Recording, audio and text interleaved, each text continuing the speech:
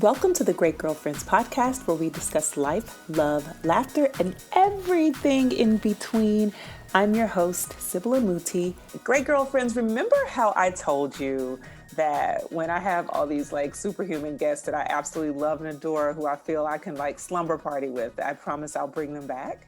I think I said that. I hope I said all of that because I'm bringing back Elayne Fluker today. Hey, Elayne. Hey, Sybil. Thank you for having me again. Girl, thank you. Thank you for being back with me again. You know how people flip it on you, like they try to reverse all the words to make sure you feel the welcome as much as you receive the love. So thank you for Absolutely being back today. Elayne and I just talked about, this new obsession. Is it an obsession, Elayne, with sweatshirts? It is. And we have to, the first step is admitting it. So Elayne's right. So we are two obsessed sweatshirt owners who have gone Instagram heavy. And I actually got this really cute one, Elayne, a Champion sweatshirt. It's so cute. I'll send you a picture of it. It's super cute. I look 19 in it. And is that what it is? I think you just nailed what it must be. It's connecting us to our past. I feel like I'm in college when I wear them. Like I'm in college. I feel like I'm like junior year working on a paper. Exactly. The whole vibe. And it feels That's good. it. It feels great. I'm also a little bit of a sneakerhead. I am. I've gone, and it's probably too because I have a 12-year-old boy. So I'm wondering if I'm secretly starting to like dress like him. I gotta watch that. It's a fine line. Right. If you start hearing him say, "Ma, you have on my sweatshirt again," then you know it's a problem. Oh no, it's a problem. It's a problem. But Elayne, I'm so happy to have you back. Elayne and I just had sister girl time on our last recording. And so this recording is going to be a lot more of that, Elayne. I told Elayne, we're going to do this whole great girlfriend journey. I got to catch her up on all the stuff she's missed out on with me. And I need to catch up on all the things I missed out on with her so we can effectively great girlfriend going forward. So that's right. That's right. But a big part of that, Elayne, is this baby that you've birthed, the book, Get Over, I Got It. And I want to talk more about that, how you do birth this baby. How do you cultivate the mindset that this baby's worth bringing to the world? How do you make the time for it? For every budding author with my own hand raised who has said, I don't have the time, there's enough books on the shelf. And you talked a little bit about this on our last episode, but I want to nurture this message a lot more because I know, Elayne, that you're a champion for women. And I know you love to help women birth their special projects and bring their babies to the world. So I want from this book, the inspiration of this book, is to remind women that having it all doesn't mean doing it all alone. And that's been a weakness of so many of us for so long. But I want us to use this book to anchor conversation around making time for what's important for you. And so why was this message so important right now? This is such great. You're so good at this. Such great questions. I don't know if it was that this message was, I do believe it's important, but I don't know if it was, this is important right now as much as the calling was so powerful for me to get this out into the world. Not even just a spiritual calling. I feel very connected to a higher power. Like this is the book you're supposed to do. So I always had a book idea. I might've mentioned before manuscripts and, proposals and different things that I've wanted to do. This one felt different. And I felt it not only spiritually or in my own spirit, I should say, but also from other women around me, whether it was them directly saying, girl, you need to write this book, or it was just what I was seeing in the women that I was just even friends or just women that I, interview on the podcast and just hearing this idea of how much we are not even just struggling to do things on our own, but suffering while trying to do everything on our own. And I think that's what really made it like, this is something that, I feel I have something to contribute to this message. I'm not the only one bringing this message for sure. You're all about support. So many of us, more of us than a lot of us think, I think it's coming out more now, are rising to the top and saying, hey, I didn't do this by myself. I got support, or I need support, or I'm open to support, or we can support each other. But I do think a lot of us still, and myself included, have moments where we are suffering, trying to do it alone as opposed to choosing support. So that felt more what really drove me to say, let me get over my fear. me get over myself, my low self, right? Get over my ego or fear, what's going to happen? What if people don't like it? That's all still there, but not to say that went away. But Mm-hmm. hey, okay, that's there. That's adorable. Let's keep it moving. Let's figure it out. And what helped me do it, Sybil, was kind of having to walk my talk, getting support. So for me, it was accountability through something I never expected, doing Facebook and Instagram live chats at 6:30 every morning. I've just Mm-hmm. made this random commitment and I said, you know what? I need something to help me get up. And for me, I'm a person that's very much about being of service and that kind of thing. So if I know that I've told 5 people, 3 people, whatever, especially, I think especially strangers, your friends, you could be like, girl, I ain't getting up today, whatever. I'm Right. tired. I'm not doing it. Right. You'd be Uh-huh. like, I'm Uh-huh. asleep. Don't call me. I'm turning off my phone. But if Yes. it's kind of strangers or people kind of removed where they're like, oh my gosh, that was so helpful for me getting up. I did this, this, and that. It made me feel obligated. So at a point I was getting up at 4 a.m. and working out and then getting on live at 6:30 every morning. But that's Mm. what helped me write my book. My thing was I shared with everyone, I wanted to do that thing. You all do that thing for you, whatever you feel like you've been wanting to work on and haven't had the time. To your Mm-hmm. point, you can make the time or make the time work for you. I should say we all have the same amount Mm-hmm. of time, right? Mm-hmm. Make the Mm-hmm. time work for you. So for me, it was doing it early in the morning. And so many women, I mean, much to my pleasant surprise, were like, I wrote my book during that time. I wrote poetry during that time. I redid my website. It just, this idea of Mm-hmm. showing up for each other and showing up for ourselves. Yes. Showing up for Theme for ourselves was really transformed. 2021.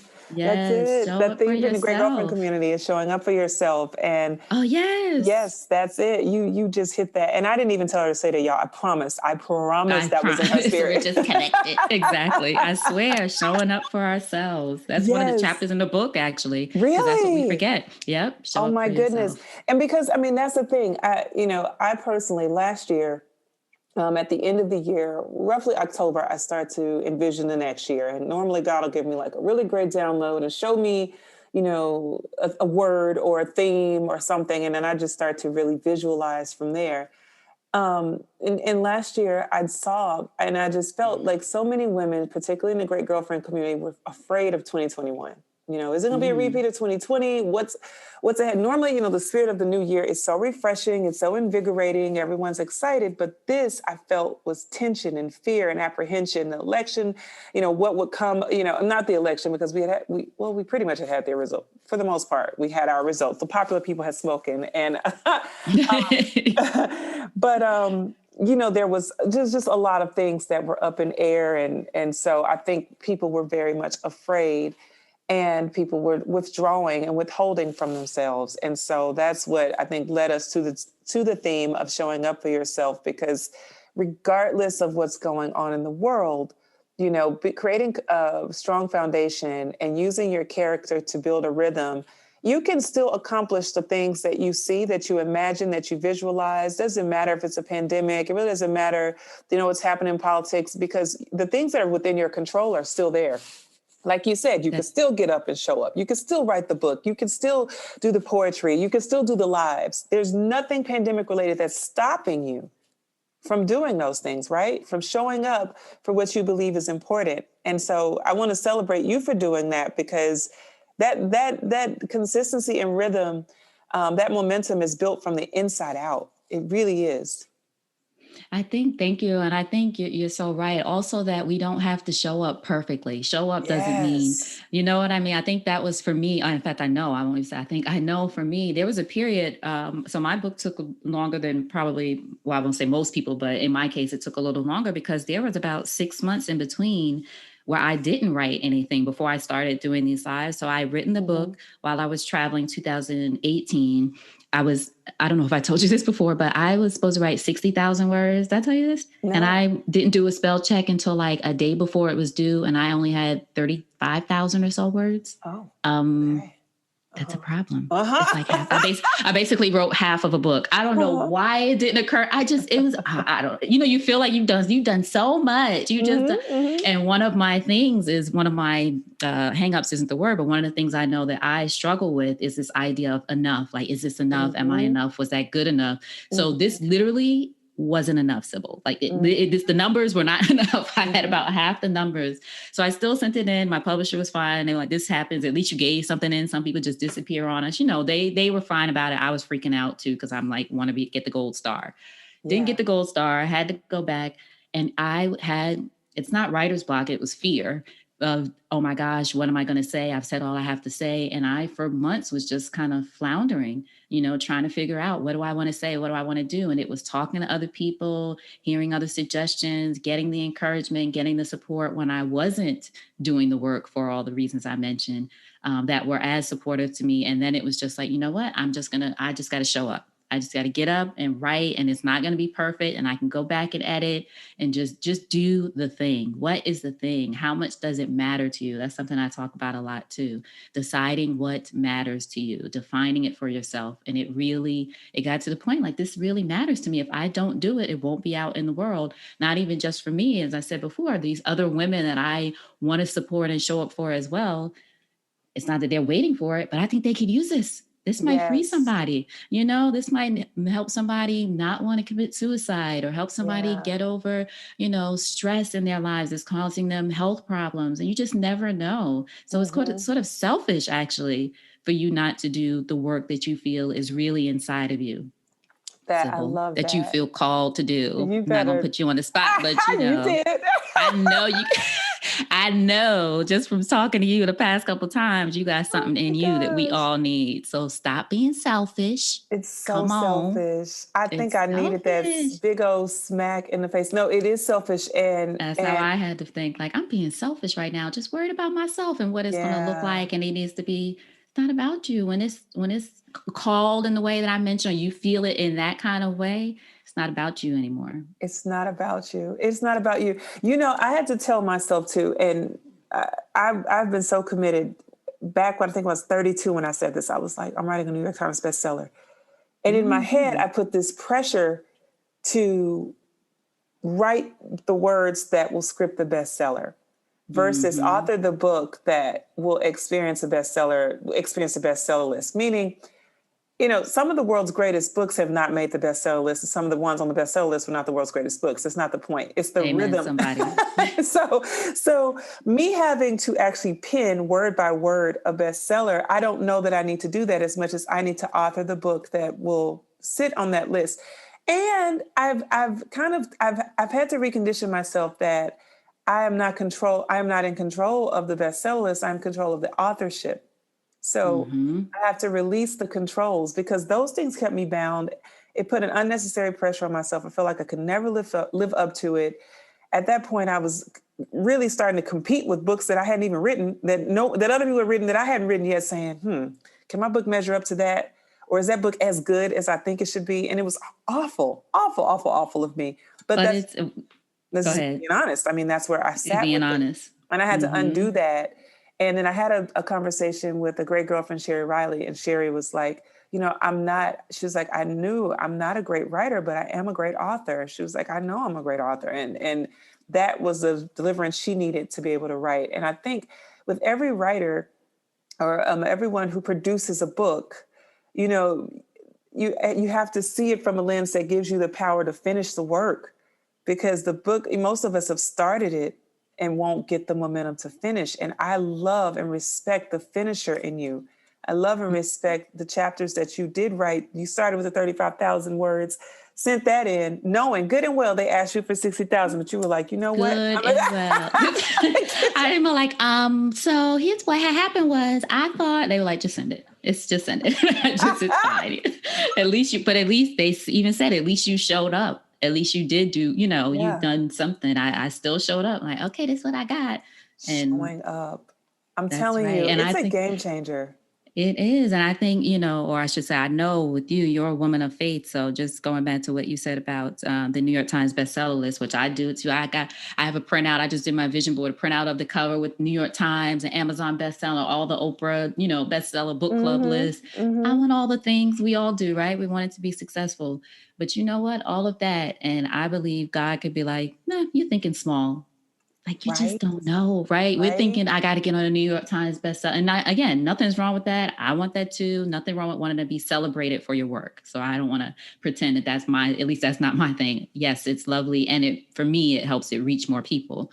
But even that, we don't know. God might be like, yeah, that New York Times bestseller list is nice, but I got a bigger plan for you. Right. Right. So we're shooting for that, or we're not even shooting for, we're worried about, and again, you're being so honest, and it's honest, and a lot of us feel it.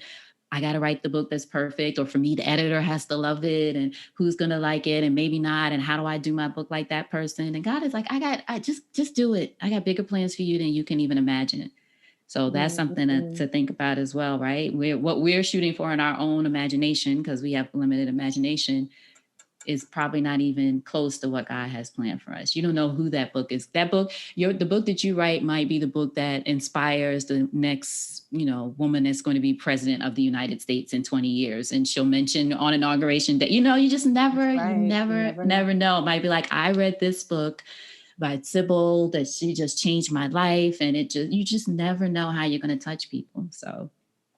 Okay, well, way to smack us around, Elayne. Like, I'm trying to do it with so much love. I'm trying to smack you and then love you up and hug you and then smack you again and hug you. You have the most tender, loving, like compassionate way Smackdown. of like getting people like, yeah, you need to sit down and write that book tonight, though. Quit playing games. Like, I it's so know it's soft in you. gangster. It's so soft gangster. I love it. I receive it though. I want to tell you, I receive it wholeheartedly. I don't take what you said. And I do believe, Great Girlfriends, I believe in a divine appointment, that nothing is by chance. Conversations are meant for the moment, and you have to lock into what is being imparted and deposited when it's there for you. And I'm happy to help in any way I can. Any questions you have, share it. I'm no expert for sure, but I can share the way I bump my heads along the way. I'm happy to do that. I love that. I love that. Okay, so I want to talk about your favorite chapter of the book. Ooh. You have a favorite?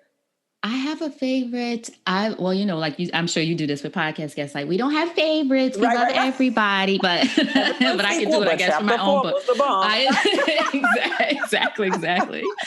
So there's a chapter where I speak to, I believe she's chapter 3. Gosh, I need to pull up my manuscript.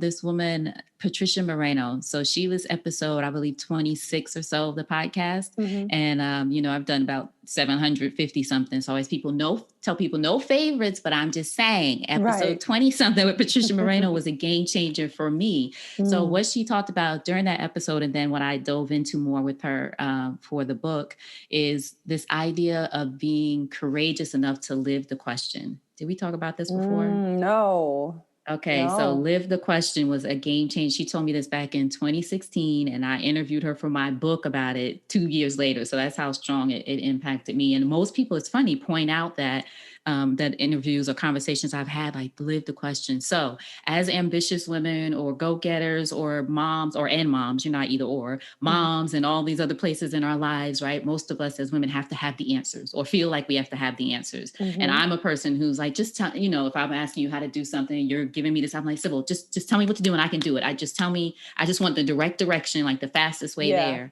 And sometimes, most times actually, it's not about finding the answer or figuring out the answer or going after the answer. It's being courageous enough to be open to live the question.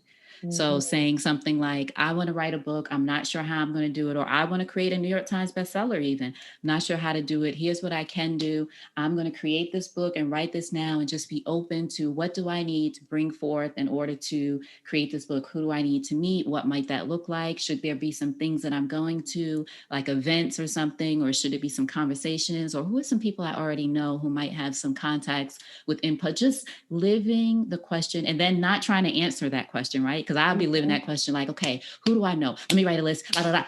Okay.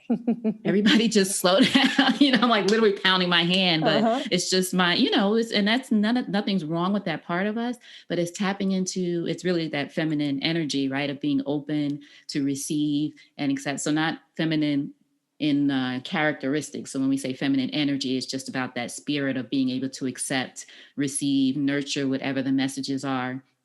Because again, we don't know where it's going to come from. Like I said about God's plan, you don't know where the inspiration, we didn't know this conversation today hopefully is inspiring you to go ahead and write your book, or anyone who listens later to go ahead and write, or whatever that project is. But when she said you have to learn to live the question, it really was a game changer for me. And I think Mm. it takes, I say courageously, because it takes courage to just be like, you know what? I don't know. Yeah. I Yeah. don't know, but here's the question that I'm living. And I say that to myself now. Here's the question that I'm living right now. So for Mm-hmm. me, one of the things I'm doing, among other things, work related, I'm trying to make sure I'm more intentional and focused too on a love life. So having another romantic relationship, a partnership. I know what I'd love it to feel like. I know the kind of person that I believe I want, but I'm being open. I'm living the question, right? Who is the person that's going to be the divine right person for me at this time in my life?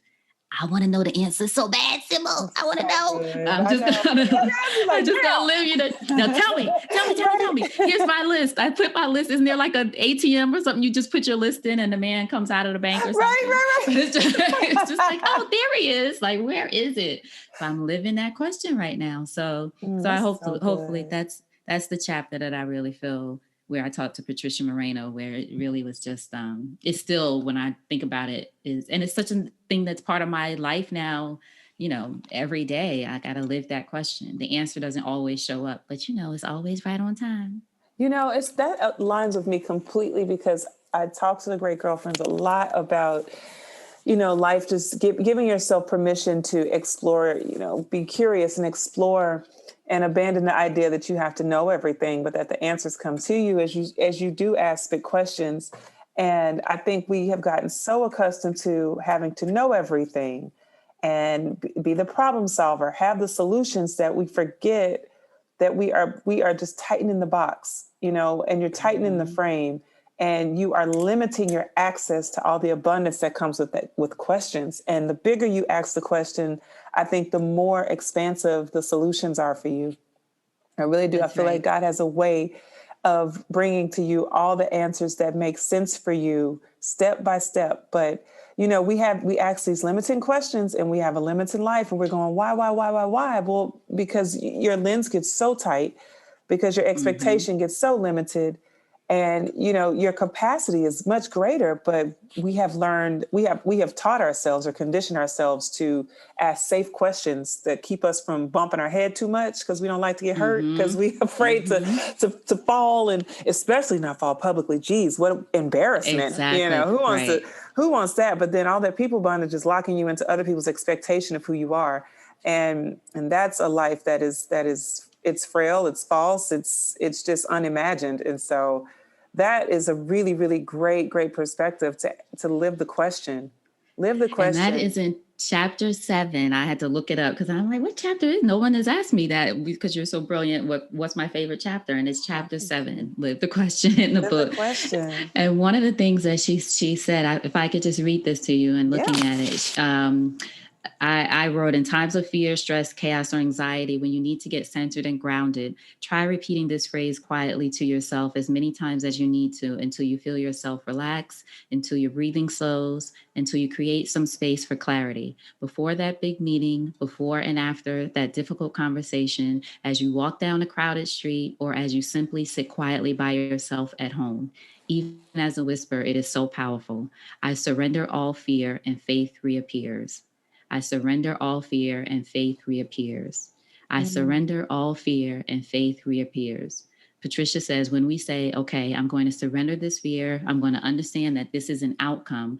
This fear, this anxiety, this feeling of unworthiness, this feeling of lack, this feeling of limitation, it's an outcome that I have the power to navigate, to interrupt, to surrender, and to choose another response. I think it's super important that we learn to master ourselves in this way, because otherwise we're just working from the same limitations that got us to the outcomes that we're living today.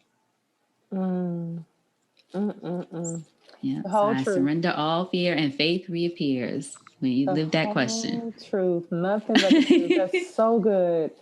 That is so good. So Yeah. so how has that, Elayne, how has that principle really helped you? And you mentioned in your love life, but what are some of the other ways that that principle has really helped you to, kind of expand your horizon? To, like, you know, because you write a book and then people are like, oh, it's done, but then there's more on the inside of you. Yeah. Yeah, there's more. Yeah, I think for me, it's helped me also manage my anxiety about things because of this sense of I don't know if it's wanting to control, but wanting again to know the answer. So that is Mm-hmm. sort of control, right? So it's Mm-hmm. helped me sort of manage my anxiety when I approach different projects or things that I want to do that are, again, challenging me to grow. I love to grow and experience new things, evolve, and look at ways that I can grow my business. So my main business is a content agency where we create content for especially Black women entrepreneurs or women who are thought leaders and want to share their thought leadership across different platforms, whether that's, I like to focus on, we focus on LinkedIn, love LinkedIn Mm-hmm. as a platform, but Mm-hmm. also blogs, websites. We have clients who have syndicated columns and those kind of things. So that's my business. But when I look at how do I want to grow that? What are the things that I want to do? What are the things for me as a, quote unquote personal brand also with writing and that kind of thing? What do I want to do? It's always ways that I want to not go bigger as far as bigger money, more money is always good, right? We love the coin, Right. but bigger as far as impact or how can I challenge myself to keep growing, I guess is more what it is. Mm-hmm. Being able to adopt that principle, surrender all fear and faith reappears, and living the question allows me to just manage my anxiety about doing those things because I'm scared of what might happen. Like they say, what is it? Don't worry about problems you don't have. It's like, oh, Mm-hmm. it's not going to be good. It's not going to, it's like, that's not even a problem yet. Why are we Right. worried about that? Oh, Like that's what? so good. You got enough Yeah. problems. You have things that are already going on right now that you could spend Right. your worry energy on, And right? isn't it something how we'll So, create new problems, but we won't create new yeah, solutions? that's not even a problem. Exactly. It's We not even create a that problem you problem. have. That's Yeah. right. Oh my Don't worry. gosh. So it helps me manage, that when I'm getting too much in my own head or my own ego, just say, wait a Mm-hmm. minute, let's slow down for a second and just be open to what this experience is going to be like. What do I want to create? Set my intention, pray through it, and then let it fall where it may. I love that. I love that. What's a chapter that you think the great girlfriends are really gonna bite off of? You're not gonna tell them the whole chapter, but I want to know like what's gonna be the one that's the page terror for the great girlfriends. I actually, this is going to sound weird maybe, but I actually think the introduction is really strong. It's Mm-hmm.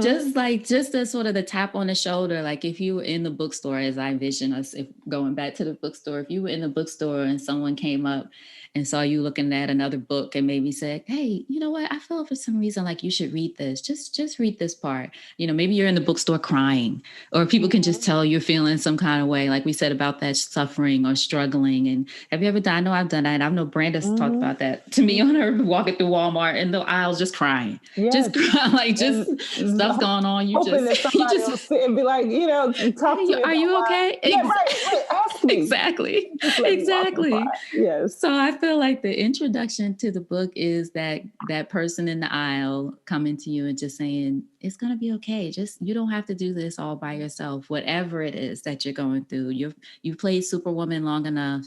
And this is the ways for me, Elayne, that playing Superwoman got me into, a lot of trouble, even as a young girl. I think Supergirl, I guess, didn't Mm-hmm. Mm-hmm. realize it because I talked in the book about growing up in a house that my parents are very loving, old school folks though, they weren't loving in affection kind of way, but loving like, well, we fed you dinner, we feed you and keep you That's safe. right. Don't that's why Right. we love you. That's how you know. Ain't You're nobody not telling on a you. milk carton, They're you good. Yeah, exactly. yeah. They're much more mushy now in their older age, but back then they And were like, we don't isn't got that time for something? it's You're so like, mushy. the My mush. dad is just like a big teddy bear. I'm like, who are Mm. you right now? You barely used to Mm-hmm. talk to me.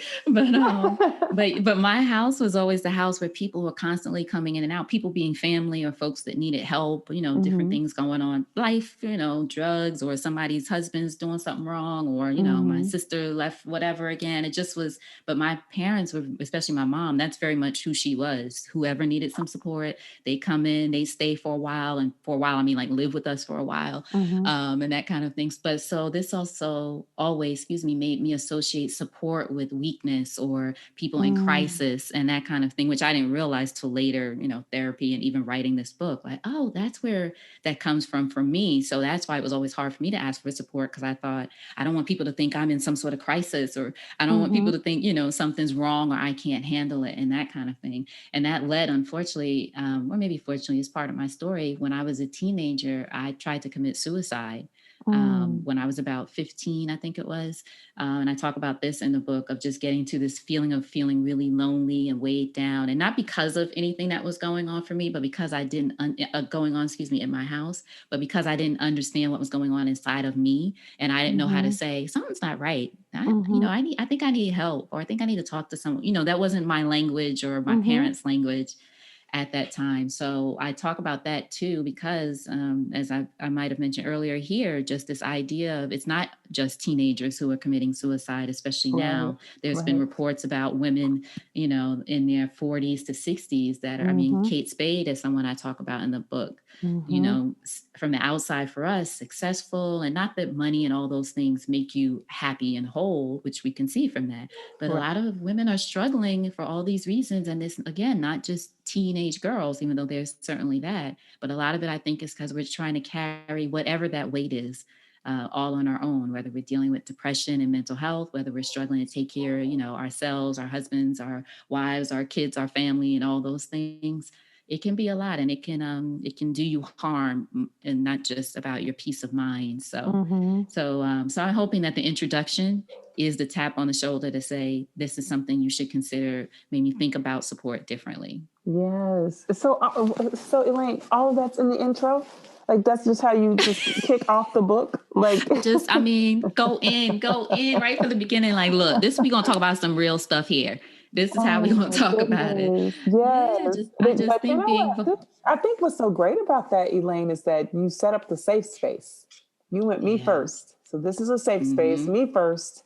So for anyone who felt like you're going to read this from the outside in, this is an inside out kind of book. And the conditioning happened from the intro. Like, before you even get to chapter 1, I really think it sets the tone. I can't say, I'm trying to think through books, and I don't know one that hits in that way so early, but I do understand how it can really pave the way, because I think when I get nestled into a really great book, it's when I've lost myself in the character, one of the characters, and I'm her or I'm him, and I'm journeying in that, and I'm imagining myself, or I'm relating it to my life and the things that I've gone through. And so inviting people to go deep with you is really, really going to penetrate in a very meaningful way.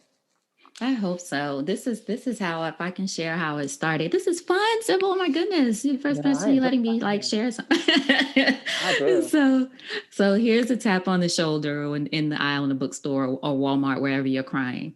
So it starts with, I know you've got it going on. I know to everyone else, you appear as though you're unstoppable, like you need no one, like you have it all together.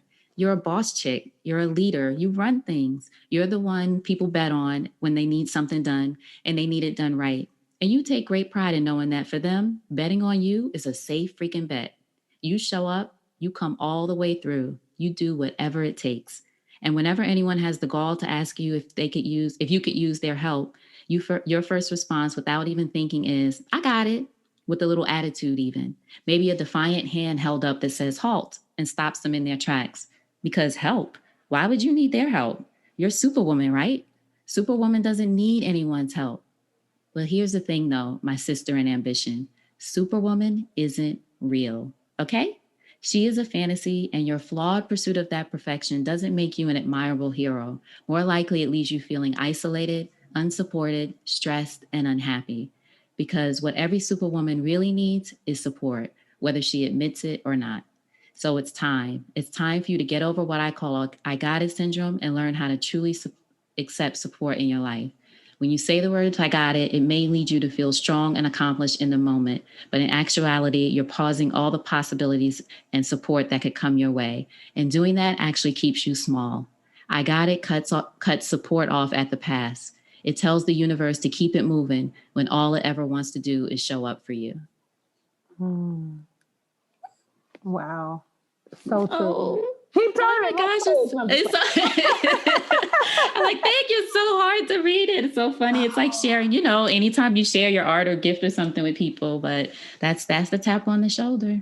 That's the truth. That is so true. And so many of you great girlfriends, myself included, have been guilty of dismissing assistance and dismissing support by saying, I got it. And I think the biggest part, like you said earlier, of showing up for yourself is is really opening up that invitation to support and saying, I don't got it. I don't know. I am Mm-hmm. asking questions. My questions are getting bigger and bigger. The more vision I have, obviously the more expansive questions, because I need bigger solutions. And this book is going to be a really great I hope a so. Bible for support, and give us the space to really ask some questions we need to ask. I love this. Thank you. Congratulations. Thank you. And I just, something you said, it's so powerful. I'm going to give you credit for it twice, but probably going to use this. You just Go for mentioned it, about girl. the, just twice. No, but about the idea of the questions. I'm wondering, what do you think about this? If you can, about living the question, if you're able to ask the question and answer it yourself when it comes to growing and evolving, is your vision big enough? No, If you there's can no answer the, way. right? No, Is that, no. yeah. Because I believe my thought is that, as much as nature is an ecosystem, humans are meant to live in the same way. And I think, like, through design, and that curiosity gives us the ability to really receive the next person's feedback, the next person's solutions, the next person's answers. I think we're meant to co-create in that way. And I think what's Mm-hmm. tripping us up is knowing it all, is ego, is being bruised by support, is feeling like support makes us look weak and inferior. When in actuality, as humans, we're supposed to lock hands, and we're supposed to trade and Mm-hmm. pass support and pass resources. I mean, isn't that like the inheritance that we receive through family and traditions?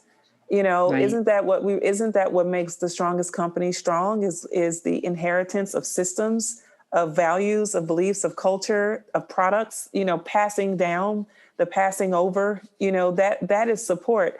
And we do that best when we continue to go bigger and bigger and bigger. And I feel like the disadvantage we create is everyone feeling like you're in a better position to be an expert, when the only innovation that's really truly taking place is through research. And innovation is happening when researchers have a big question, a large hypothesis that they can explore. Because you think about it, without that innovation, we wouldn't be on laptops, phones, Mm-hmm.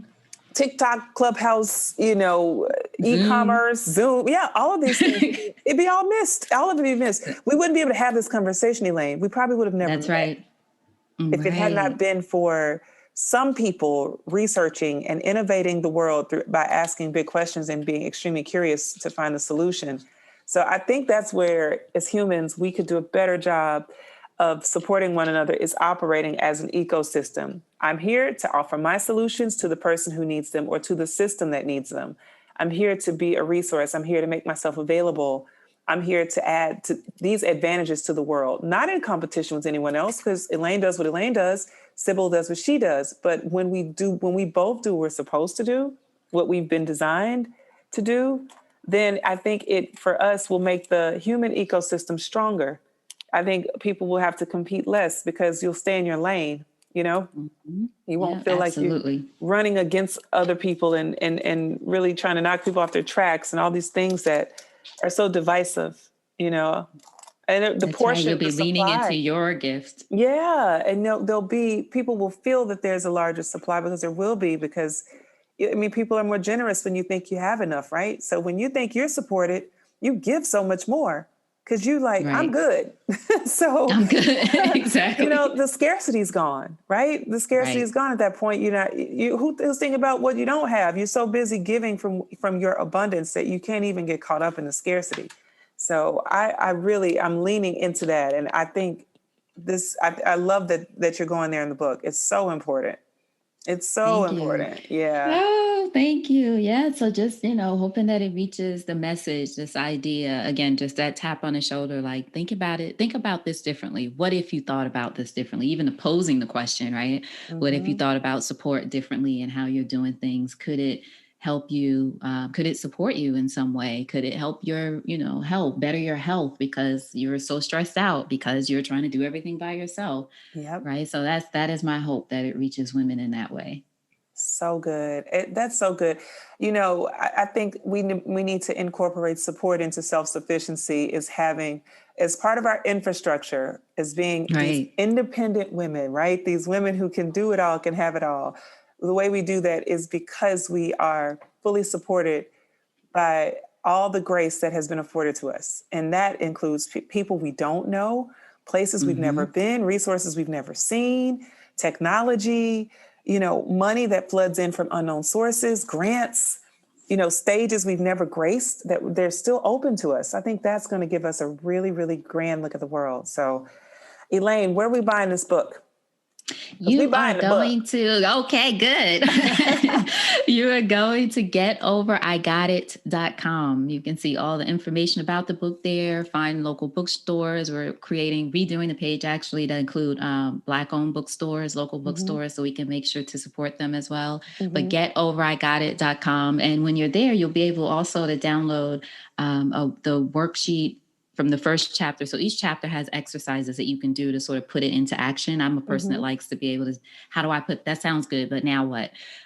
So you'll be able to put one, download one on defining your all. So this is important of deciding what matters to you and defining what your all is for you. So getoverigottit.com.